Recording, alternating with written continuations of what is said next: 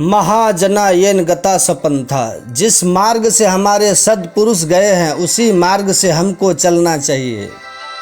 आज का युवा दुखी क्यों है, आज का व्यक्ति परेशान क्यों है, उसके पीछे रीज़न क्या है कि हम अपने मार्ग खुद से चुन रहे हैं। हम अपने रास्ते, हम लोग कहते हैं ना, हम मनमानी करेंगे जो हमारा मन करे।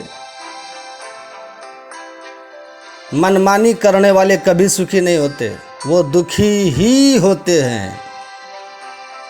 आप अगर मनमानी करोगे तो आप सुखी नहीं हो सकते कभी भी, आप दुखी होगे हमेशा। सच्चा और अच्छा व्यक्ति वो है जो अपने शास्त्रों के अनुसार अपना जीवन जीता है, जो अपने बड़ों के बताए हुए मार्ग पर चलने की सामर्थ्य रखता है,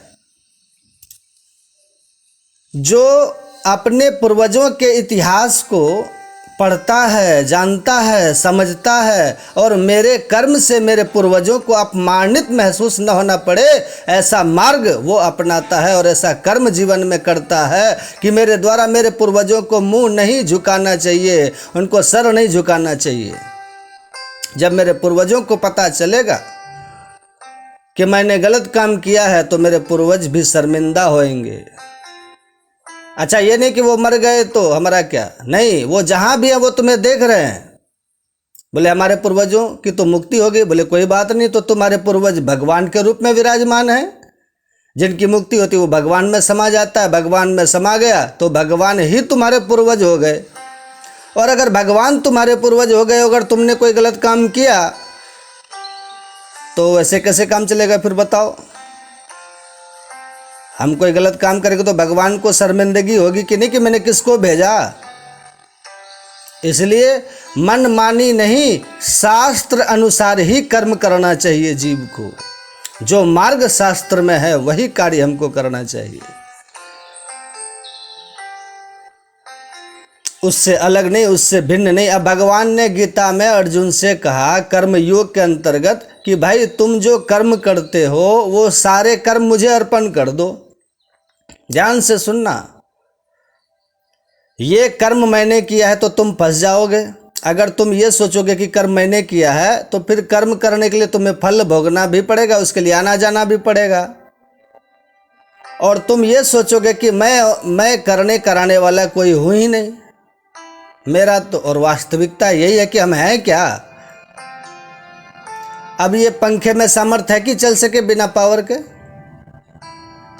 बिना पावर के ये पंखा चल पाएगा? लटका हुआ है खूब लंबा चौड़ा, कोई टेंशन नहीं है, लटका तो है, पर अगर लटका ही रहे तो उससे सामर्थ्य में तो पावरहीन है, सामर्थ्य इसकी पावरहीन है। लाइट ना आए तो ये क्या चलेगा, पावरहीन है, नहीं चलेगा। वैसे ही हमारा शरीर किसी का पतला दुबला लंबा चौड़ा मोटा कैसा भी हो, लेकिन जब तक इसमें ईश्वरीय दी हुई शक्ति काम न करे तो ये किसी काम का नहीं है। ऐसे पंखे की तरह लटका रहेगा, पड़ा रहेगा। तो हम करने कराने वाले नहीं हैं, करने कराने वाला परमात्मा है। कर्म योग में यही बताया भगवान श्री कृष्ण ने गीता में। कर्म, विकर्म और अकर्म, ये कर्म क्या है? बोले मैं कुछ हूं ही नहीं, भगवान ही कर रहा है। ये भाव जब मन में आ जाए और फिर अगर तुमको ये भी लगे कि मैं ही कर रहा हूं तो एक काम कर लो कि सब कुछ भगवान को ही अर्पण कर दो, तो तुरीय वस्तु गोविंद कर दो। सब तेरा, मेरा कर्म जो है सो तेरे अर्पण है, तो भगवान को अर्पण करना है। पूरे दिन काम करो और शाम को आओ, हाथ में जल लो, अपना नाम लो, अपने गोत्र का नाम लो, गोत्र का नाम लेने के बाद में और कह दो कि जो भी पूरे दिन के कार्य हमें भगवान को अर्पण करता हूँ। अब तुम्हें पूरे दिन ये ध्यान रहेगा कि मुझे ये सारे कर्म भगवान को अर्पण करने हैं, तो मुझे कोई ऐसा कर्म नहीं करना है जो मैं भगवान को अर्पण न कर सकूं। वो सावधानी तुम्हें रखनी पड़ेगी ही, क्योंकि तुम्हारे दिमाग में रहेगा शाम को जाके भगवान को अर्पण करना है। तो सावधान हो जाओगे, और जब सावधान हो गए तो फिर तुम्हारे विकर्म बच जाएंगे, तुम फिर विकर्म में नहीं फंसोगे, फिर तुम अकर्ता बन जाओगे। फिर भगवान ही करने वाला बन जाएगा। ये कब होगा? जब बार बार भगवान की कथा सुनोगे, सत्संग सुनोगे और उससे तुम्हारा हृदय मजबूत और पक्का हो जाएगा।